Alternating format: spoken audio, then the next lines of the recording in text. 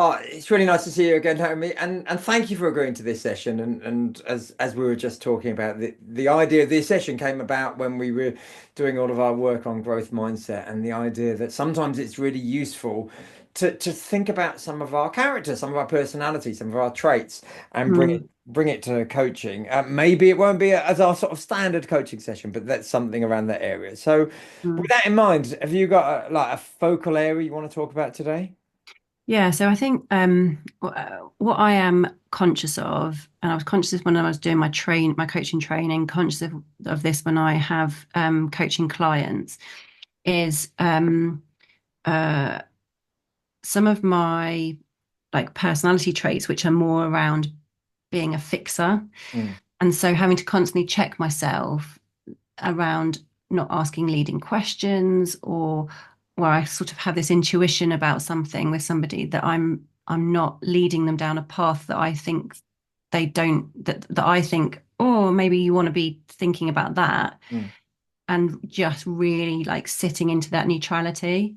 So I'm aware that that is a trait of mine, sometimes good, sometimes not good, but I just have to be really conscious of that in my coaching. Um, yeah. Okay. So okay, so that's one really significant trait. Are there any other traits you want to put under the spotlight and talk about today, or is it just that one? Well, I think, in the round of the type of person that I am, I know that, I'm interested in people. I'm naturally an introvert. I kind of am a deep thinker. I my natural stance would be to collaborate as opposed to be in conflict. Mm, Um, so I think like the that neutrality being a fixer is probably the key one, mm. but I know where that comes from in terms of this sort of desire to help people. Okay. Okay. So it's a underlying tendency to be Mm, the nurturing, supportive, helpful person. yeah. Fab, fab, fab. And where are we heading? 1:30. Where would you like to be with this on this topic? I think what would be helpful is just to explore that a bit more and think about, if I find myself um, edging into that territory, is just what I can keep doing in Mm, terms of managing that a little bit. yeah. Um, and probably being conscious of it is the first step. Yes. Okay. So awareness, consciousness, and then ideas. Okay. Yeah. And what would it mean to you? What would it mean to you if we got somewhere today? I think it's just about that continuous professional development. It's just having the space and time to explore Yeah. something that is important to me, that I continue to offer people a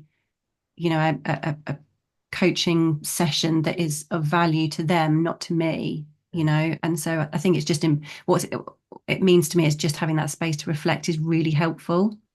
Okay. Talk it through with somebody neutral. Well, let me just repeat about that sentence because it's a really good sentence, isn't it? A coaching session that is of value to them and not to me. Yeah. And I'm sure that any coach who watches this recording will pick up on that. It's like that's a thing, isn't it? That's a thing that we can all get hooked by. Yeah, and I think it's really important because I think in my experience of coaching, and I haven't been doing this for years like some people, but I think that there could be a tendency to feel like you need to enable somebody to achieve something at the end of each session. And I think that leads into this where you have to constantly check yourself that you're not getting them to go down a path that they don't want to go down just because you've got the desire for them to get somewhere. It may be that there will be people in coaching that don't achieve anything at the end of the session. And we as coaches have to be okay with that. And I think that's what I mean by the session is about them, not about us. Okay. So not us getting the sort of whatever it is like The that vibe. validation, Yeah, yeah. or the, Yeah, we'll look at what we've managed to where we've managed to get them to rather than they get as far as they want to go. yeah. Okay, I okay. think particularly when you are working with people who are paying for a service, Yeah. there's an element of feeling like they're able to get value from that. I think it's slightly, in my experience, slightly different when you're working with people who are already in an organization. Their organization is paying for it. Yeah. Okay. So there could be other stimulus, other reasons why you might be worrying about that other person getting value and getting something. Yeah. Okay. Yeah. All right, so we've got a topic, and we're really clear on where you want to get to by the end of this session. And a level of importance. And because we talked about this before and thinking about this more around your character, your personality, what Mm. excites you, or what sort of triggered you to say yes to having a random session on this nature rather than normally the coaching topics that we bring? I think because I I am quite a deep thinker anyway. That's probably part of being an introvert, somebody who sees, quite sensitive. I absorb quite a lot, I process quite a lot, and so I think it's really important that we reflect on the things that we bring to our work or coaching, good and bad. Mm. And I think just having the space and time to reflect on that ourselves, whether that's for our personal use or as part of our professional development, is invaluable. Um, I think there's also an element then of not getting too carried away with yourself. Yeah. It's being challenged. You're having to challenge yourself because you're having to vocalize it, but you're also kind of getting some challenge back that makes you check yourself. Yeah. So there's some interesting language we can look into in a minute, can't we? Talking about checking yourself and not getting carried Mm, away with yourself and so on. mm. And is this you as a coach, right? Is this predominantly where you want to focus, or do you want to think about these traits in the rest of your life as well? I mean, we have 45 minutes, so we do what we can, but like where is the principal focus?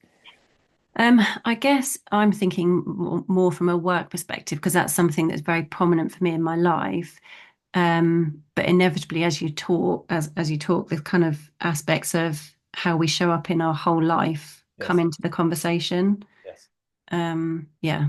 Okay, fair. Okay, so this is a coaching session, is it? It's not a mentoring session. It's not a Mm. feedback session. It's not those type of things. So if we dip into some of your personal stuff, it's fine. But you're thinking about your coaching Yeah. predominantly. Yeah. Okay, okay, okay. Well, should we get stuck into it? Should we get stuck into some of the detail? Okay. Yeah. So I'm mindful about starting this off with talking about not wanting to get carried away, having a good process, and challenging yourself and so on. So on this topic, like how much headspace have you already given it, this particular topic? This particular topic being this kind of fixer. Yeah, the fixer, the helper, but also linking into the introvert nature that you have.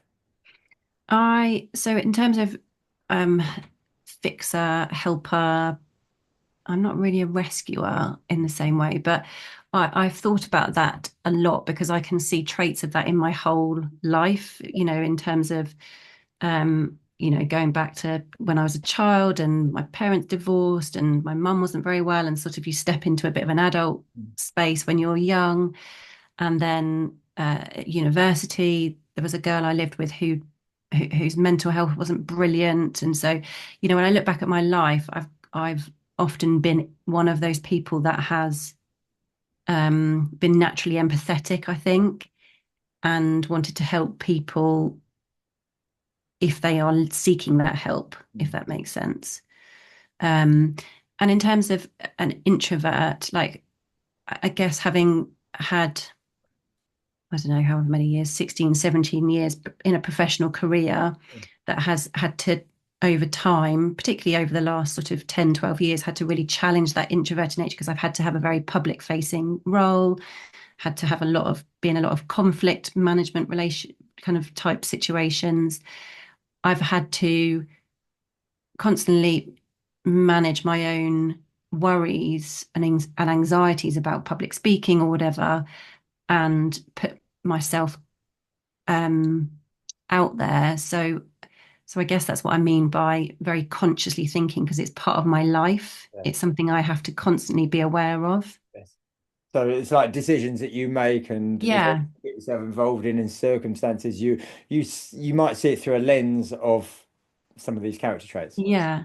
And I'm aware of what I need to do to protect myself around. Like, so take introverted, for example, I'm aware what I need to do to be able to re-energize. Mm. And if I don't do that, there's a consequence to myself. Yeah. Um, and also, like you said, I've had to make decisions in my life to be able to say yes to things that might go against my comfort zone. But the only way I've felt like I've grown is by saying yes to those things. And then the more you do those things, the more you learn that actually it's okay. Yes. Yeah. And how important do you see that these character traits as being like a strong part of your character, things that you wouldn't want to give up? I I feel like take introverted as an example. That's been how that for me is my nature. Like that's how I was born. Like that's how, I can remember my mum saying when I was in the pram as a baby, I used to hate people looking at me. I used to sort of get really, and that's at an age where you don't really know that, you just know what you don't like. And and so that for me is I accept that is part of who I am, and I just have to work around that and know what my boundaries are. Mm. Um, so if I was having a really public facing day, I would then think, well, in the evening, I'm not going to arrange a dinner with friends because I'm just going to be too tired. Um, but if I've had a relatively, chill day without having to see loads of people, speak to loads of people, be really on it, Yeah. in the evening, I'm going to have more energy. So I might choose that day to go and see some friends, for example. Yes. Um, and then so that's something that I wouldn't change necessarily. I'm comfortable with that. That feels I'm over the years I've come to understand myself around that and what I need and what I don't need. Yeah. Um, I think there are definitely some personality traits I have around. So going back to fixer, and that in itself, I sometimes have had to think, is that because I need that external validation from other people that what I'm doing is of value. It's offering something in the world that is of benefit for the kind of greater good of the greater number, whatever that kind of Freudian or whatever it is, philosophical statement is. Um, so I don't know whether I've ever thought to myself, is that something I don't like about myself?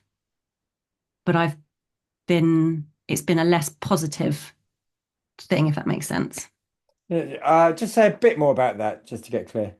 So what I mean by that is there's an element of me that is not very selfish. Mm. So I might say yes to that thing, do that thing, it's big or small. It might be someone, a friend of mine sends me a message saying, "Do you want to go for a walk before school pickup?" And I'm thinking, well, my diary allows it, yeah. And I might say yes because that's, I know it would be a nice thing, but actually I could really do with just having an hour to myself to decompress, you know, for example. Um, so there are, yeah, the downsides to it are I can give more, sometimes give more than I should. Have I been burnt by that?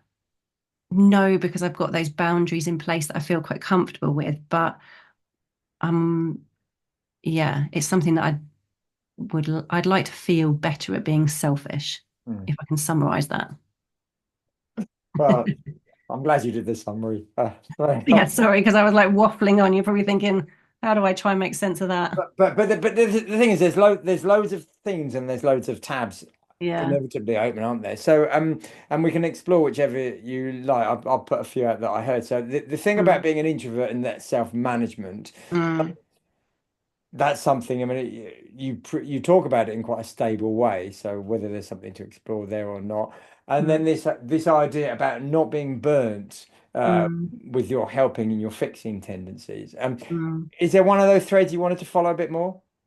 I think just continuing down the line of fixing tendencies, because that has a direct correlation to the kind of coaching work I do. And I just, I haven't had any examples where I felt like I've overstepped the mark, but it's useful just to be able to explore it, I guess, Yeah. think about it out loud.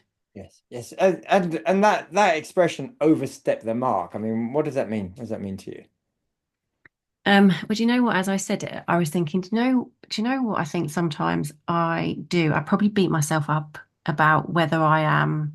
doing things exactly by the book? Yeah. Am I doing this in a way that is, if I had someone, sitting on my sofa watching me, they'd go, oh yeah, no, that, or they'd be like, oh, I'm not sure whether that's quite right.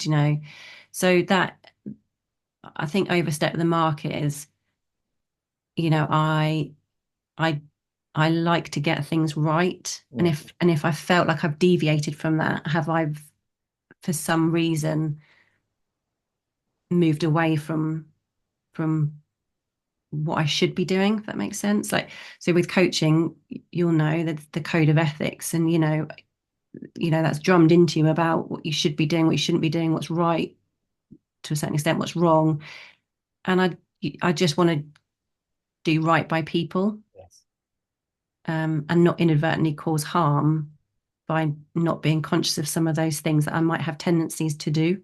Yeah.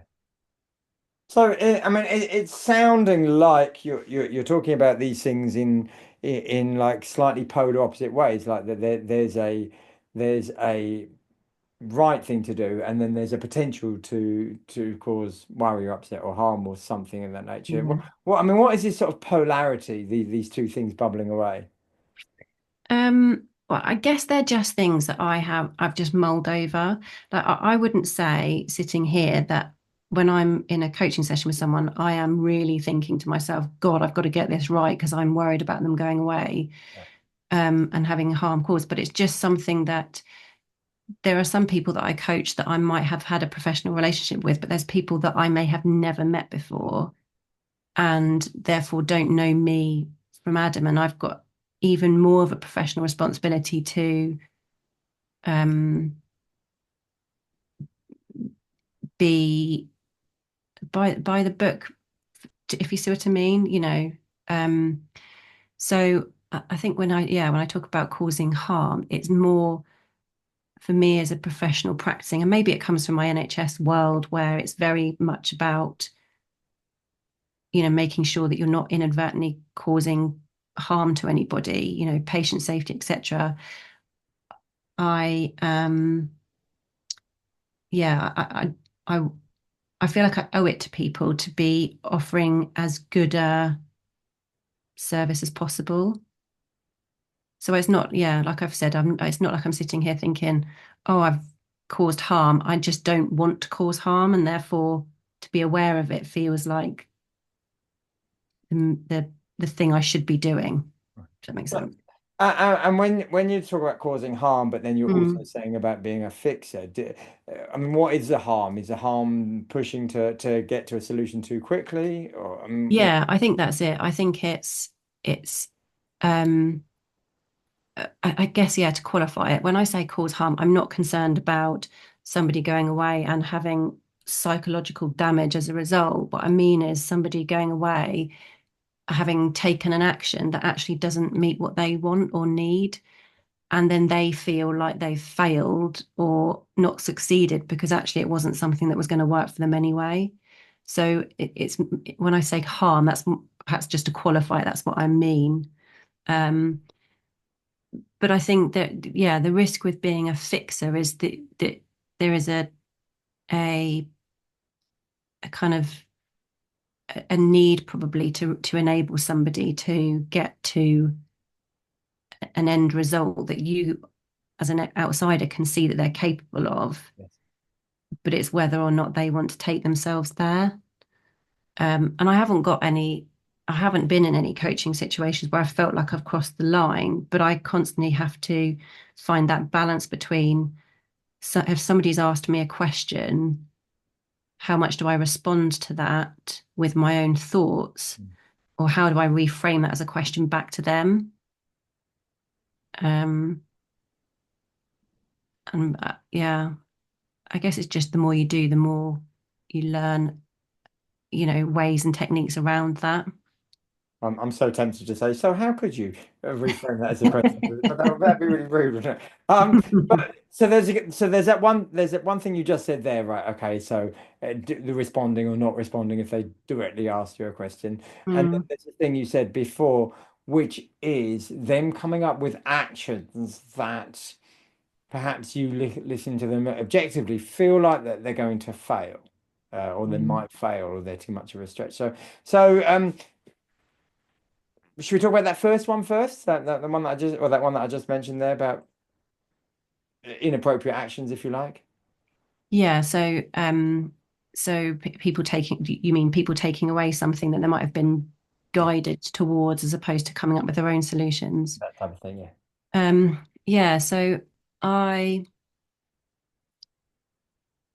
um I'm trying to think of an example of something recently where someone might have said, and I don't know if this answers your question um well. Um, but I had someone that I was coaching recently who I knew through work, although I'd never worked directly with them. And they were asking me my thoughts on something. And I sort of found myself saying, have you thought about this, this, this? Um, and it wasn't a directive, it was just a musing, if that makes sense. But then I was then thinking about afterwards, her actions slightly correlated to what we had talked about with that as one thing in the mix. Mm. And but when we came back to our second session, she had been able to make her own assessment of what was important to her Mm. and come back with her own thoughts on it. So um I guess that's the most recent example I've got in my mind where we might have slightly deviated, Mm. but the outcome of that wasn't her action wasn't achievable. The other thing as well, as a slight sideline, the other thing that I'm conscious of is because part of my business model is a social media strategy. I share a lot on social media, and therefore people might come to me and say, "Oh, I saw this thing on social media. You know, I've been thinking about that and how I could do that thing," Yeah. which is great. But what it means is that people might have predisposed ideas about what might work for them before they've started the coaching program. That makes sense? Well, it's yeah, and that's one of the things about like anyone, any coach who puts anything out there in public, whether it's a Instagram post or a book, right? Yeah, That that someone could say, "Well, you think this, don't you?" You know, and yeah. so we have to have a response. So, and I mean, look, we will get into that actually because that's a really relevant one and helpful one. But before we did that, I wanted to ask what it feels like you're, or does it feel like you're a bit attached to their actions and the right actions, the wrong actions, the evaluating of the actions, and all the rest of it? No, that's a really good point. I don't know if I'd say I'm attached to to actions, but what I like to do with all my sessions is to enable somebody to go away with something that is meaningful to them. Yeah. Now, it doesn't necessarily have to be I'm going to go away and speak to this person or I'm going to go away and write this thing. It could be that I need to go away and reflect on that thing. And so maybe I don't know if that's right or wrong, but I definitely would want to feel like in my coaching sessions, there's a for the person reflecting on it, there is a start, a middle, and an end for them. So they can see and feel there's a process as opposed to it just feeling a bit like all over the place. So well, let's play that out a little bit. Let's imagine Mm, the end of a coaching session, and you say, so, you know, where are you at? What have you learned? What are you going to do? Hopefully one at a time.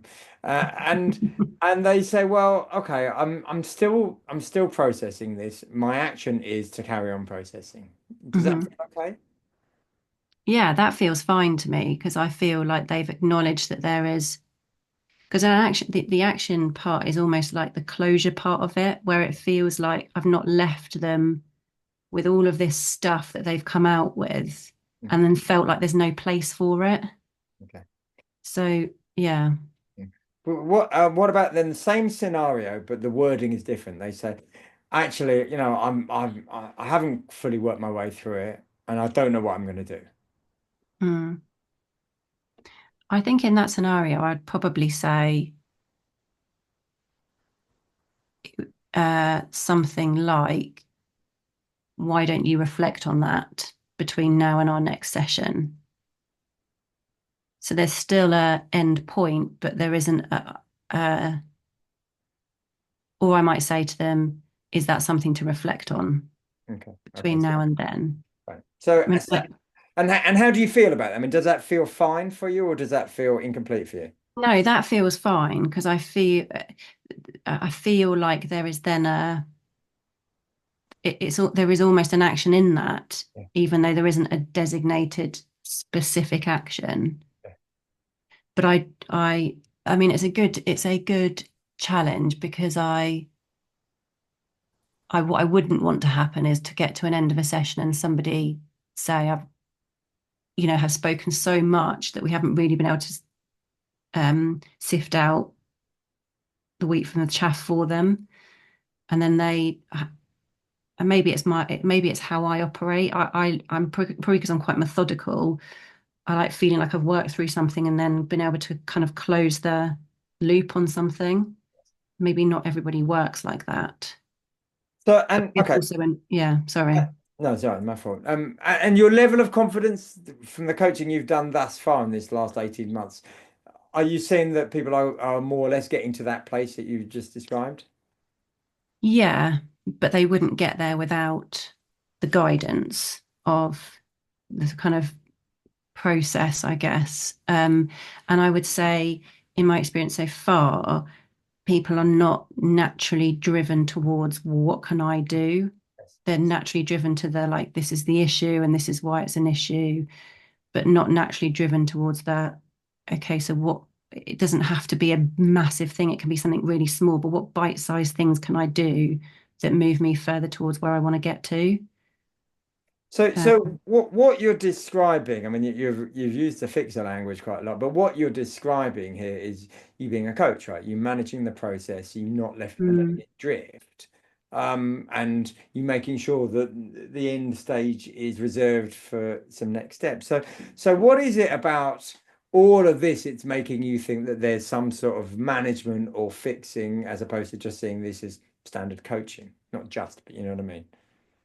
I mean, maybe it's just my relative newness to it. It's wanting to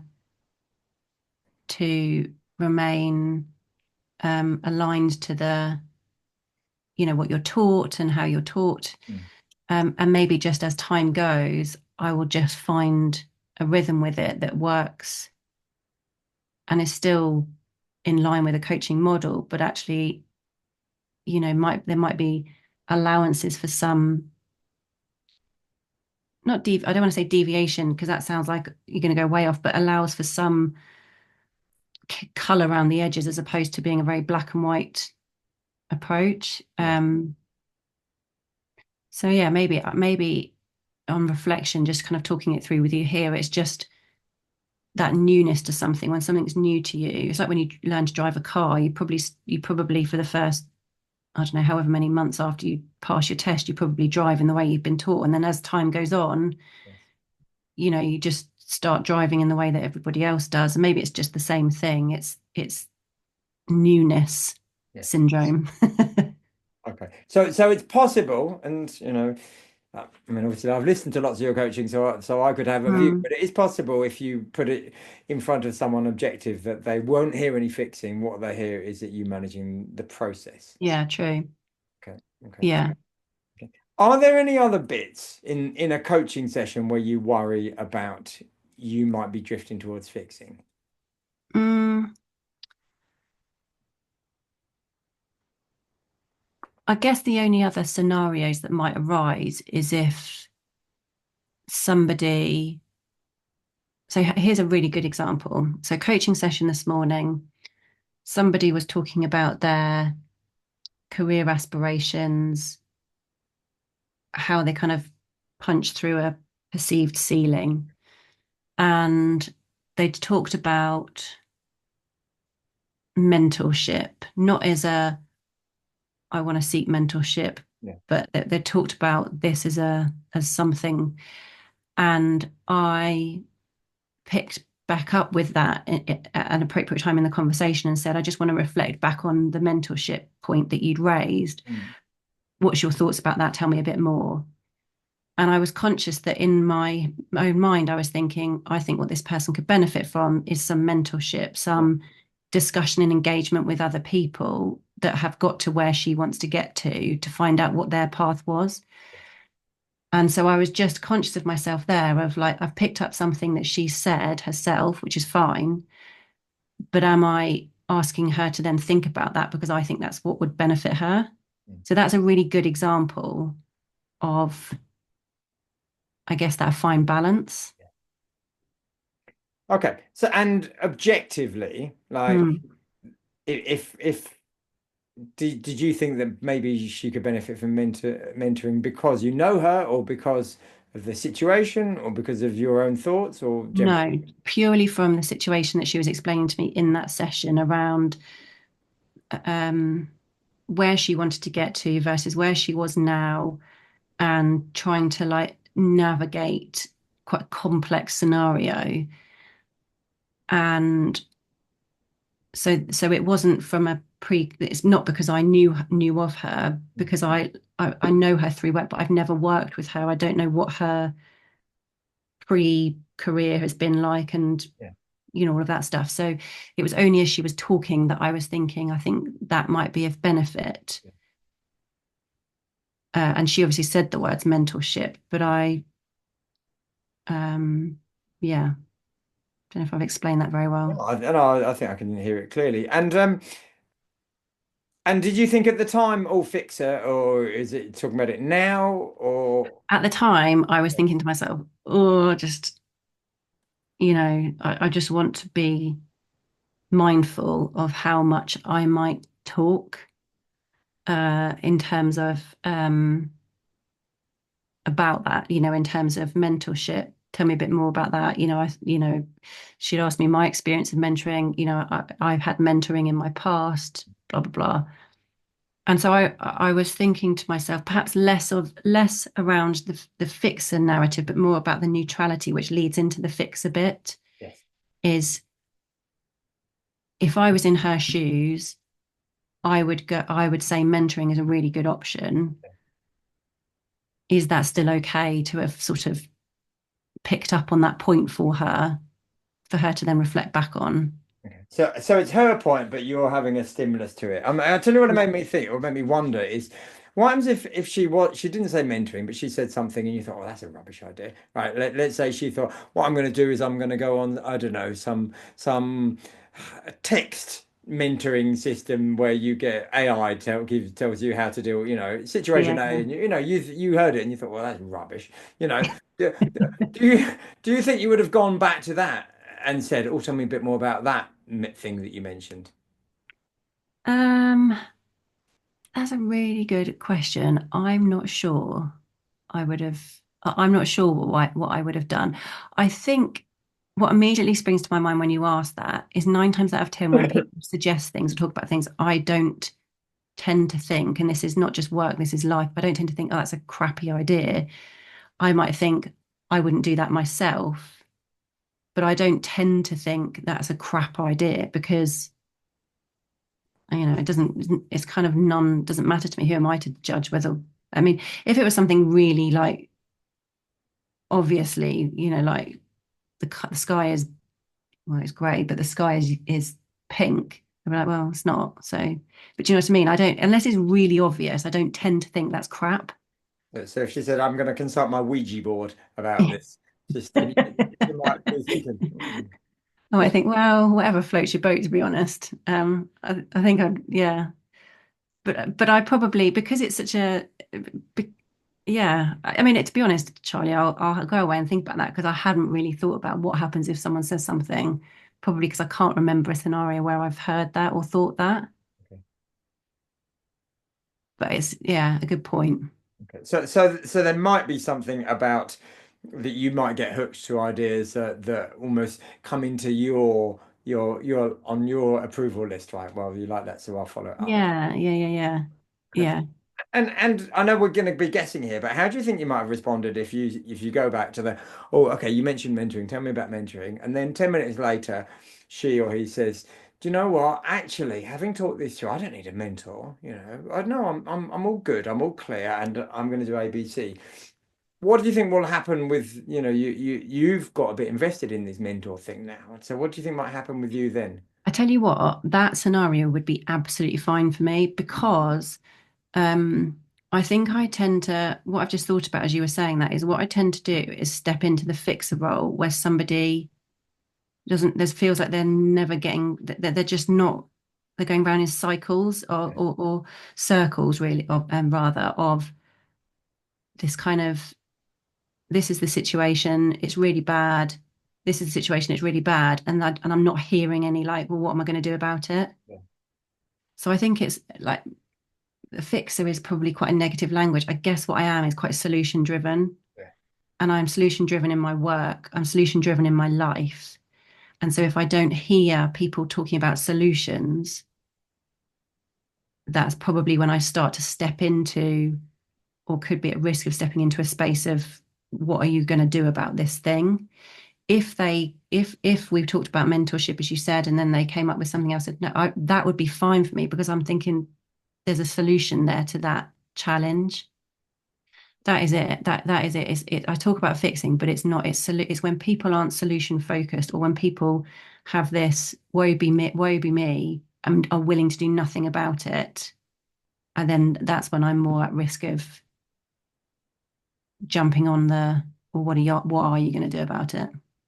That sounded like there was an important learning for you. Do you just want to ask Yeah, what that was? yeah. Well, that I think when I started talking, I was sort of, I think I said to you, beat myself up, fixer, all of that feels quite like I'm coming to save people. I'm here to rescue people, and that's not really what it is. It is about solution, and that's probably why I'm attracted to coaching because it's about a solution focused future person. And now I've thought about it, I am exactly like that in my own life. I tend to be attracted to people around me who are willing to be accountable for their own Yeah.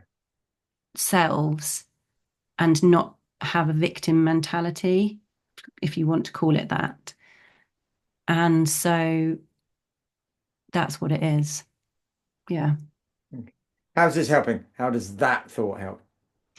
I think what it does is reframe in my mind about what it is that I am tuning into. It's not necessarily a fixer. It's not like I'm here to try and save you. It's that I am hearing somebody stuck and wanting to facilitate them getting to their own solution. Mm. And if they're not getting there, what is my response to that going to be? Um, and I think that we talked about before in the growth mindset course is okay to say to somebody, do you really want to change? Mm. Um, so I don't think it's, and also that solution focus is not about my own validation, actually. It's not about me feeling like I've done a good job. It's about me knowing that everybody has it within them to be their own solution. It's just some people are more willing than others. And I mean that makes an interesting reference to what you said earlier. When what your mum said when you're in the pram, you already were showing introvert tendencies, but the Yeah. idea, as you say, there is a potential to change, right? That Yeah. is within all of us. Okay, so I'm glad you're mentioning this idea of the stuck coachee, that because there is a paradox here, right? Solution Mm, focus wants to achieve something. But if it was evident, then they wouldn't need the coaching, right? So mm, there is always this moment, isn't there, of stuckness, of lostness, which might present as deep thinking, but it also might present the way that you said as victim mode, mightn't it? Woe is mm, me for a period of time. So how do you have to temper your, we're going to now call it solution mode, mm. to give people the space to process the stuckness? And you don't have to answer it that now, but is that something that relates to all of this? Yeah, definitely. And I guess I have been quite fortunate that I haven't had anybody who hasn't been motivated for change. And probably by the nature of coaching, people tend to go into it because they want to change something. Mm. Um, but I think I think it's just having that consciousness and actually, but reframe I haven't totally answered your question with this, but with reframing it in my mind about being solution focused, it doesn't feel such a negative thing. Okay. It doesn't feel like, I was talking earlier about, worries about harming people or anything. That's all very negative language. Yeah. And being solution focused is probably more positive. And so actually I've just reframed it in my mind as like, this is just about knowing that people have far more capabilities than they really believe. Mm. And I want people to get the best of what they have available to them. And that's a much more positive way of thinking about it so I'm not beating myself up. That hasn't really answered your question, but I just wanted to say that out loud while I was thinking about it. Okay, fab. Thank you, and thank you for sharing that, and that sounds helpful. But also noticing you haven't answered the question. So, um, Yeah, is that one for taking away? Is that one for my? definitely. Okay. Yeah, definitely. Well, yeah. I mean, if what you and I think it is a question that a lot of solution focused coaches ask is like, how can I be solution focused but still hold the space for the work to be done? Yeah.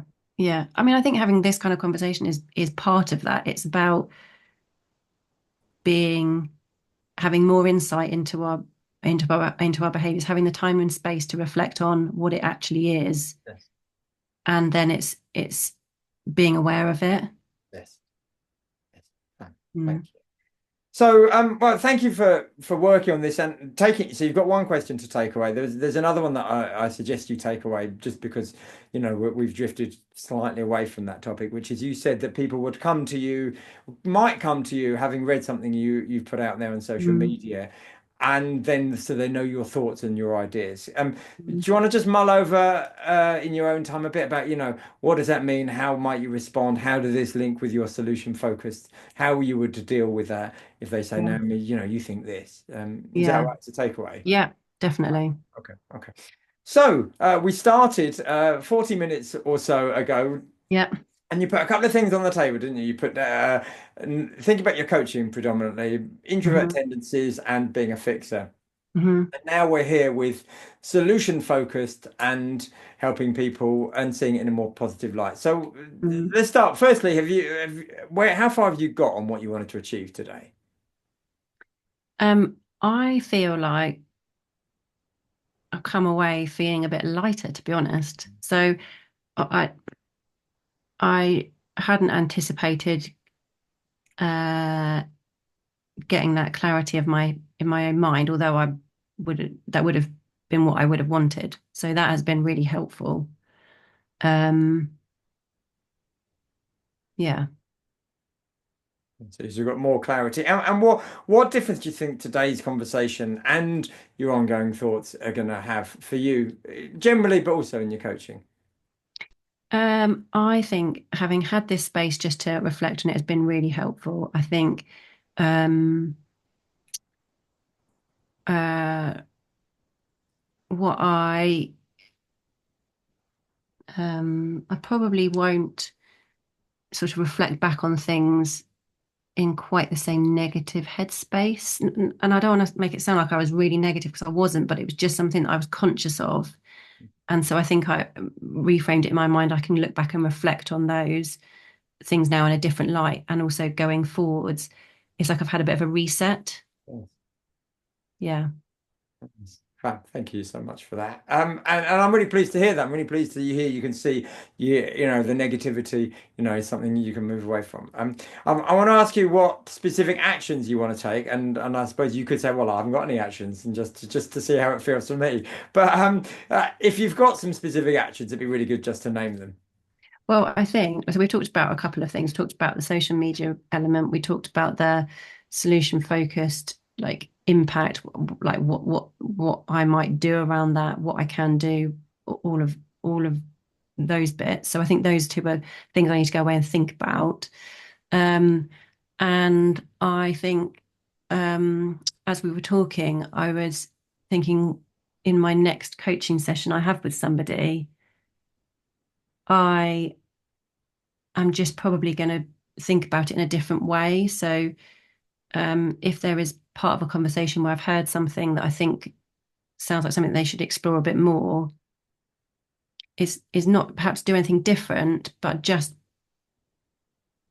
um, yeah, be conscious of, is this me offering a solution, or how am I going to enable them to come to a different solution? And maybe what I need to do is just have a couple of thought through some pre-prepared questions, that if I'm in that territory, what could I go back to that actually would draw out from them rather than me feeling like I might be preempting something. That's what I'm going to do. Okay. So get something ready Yeah, as a to kind response. of for myself, so I'm not in that moment thinking, well, yeah, it's something I've got pre-prepared. Not that I would want to have pre-prepared, but it's just helpful there as a to check myself. I've got something if I need it. Yes. Ah, okay. Okay. So you've got questions to think about, something Yeah. to do in the moment. What about how you're going to reflect on and analyze uh, whether this is happening for you? Thinking about after your coaching sessions. Um, I think what I will do over I'll call it next 2 months, is when I've had my coaching sessions now with this new frame of mind and thought process around it, is then just what I'm going to do actually is after each session is just going to make a note of how, on a scale of 1 to 10, how did I feel about it Mm. in terms of being too solution focused. Write that down after every session, and then 2 months down the line, just reflect back on that and see what I had perceived. Does that make sense? And what would you do if we whiz forward to end of January, end of February, right? Yeah. Another 15 coaching sessions. What would you look at that page? What would you like to be reading? That I had an awareness of it, but my own assessment of it wasn't that I felt I was over the mark. It was reasonable. Yes. It was reasonable, and the person's actions may or may not have incorporated that, but it didn't drive that. Okay. Um, yeah, I think that will help me. I think when we don't, because I'm quite methodical, if I don't write things down, if I don't see something progression, perhaps on a bit of paper as well in my own mind, I can sort of, it's as good as the last thing I did, as opposed to thinking back over the last 2 months. Actually, that was one thing in a 2 month period. Okay. Yes, you can see that fact. And thank you. I mean, thank you. You've worked hard in these last few minutes to really think and come up with some ideas and solutions, dare I say it. But also, but also through the whole conversation, haven't you? You've really thought about this and you've really pushed this on. So, and I really appreciate this. And as you know, we were going to do this as a recording. So I'm sure this will be familiar to lots of coaches, and actually some of the realizations you will have will be helpful for others as well, which is that's more of you helping other people, right? In that Oh way. no. I'm sorry about that, but that's good. As we finish this, how do you feel? How do you feel now? I feel really good actually. I feel like I've had I know they're cliched and we talk them about them, but light bulb moment, it's not necessarily a light bulb moment, but it's just I've shone the light on the right thing. And so it's been really nice, just as I said earlier, just to press the reset button. Yes. So I feel really like it was something that was obviously bugging me, but I hadn't been able to really, I hadn't talked about it out loud, Yes. processed it, reset, and I feel, yeah, lighter. I'm really pleased. I'm really pleased. And thank you so much. It's always a pleasure working with you, Naomi. So thank you so much. And No, next time we thank chat, you. no, really, really look forward to hearing about how that's gone. This is a definite journey that you're not the only person along, and it'd be really interested to hear, your reflections in a few months' time. Brill, thank you so much. A pleasure. Take care. Thank you.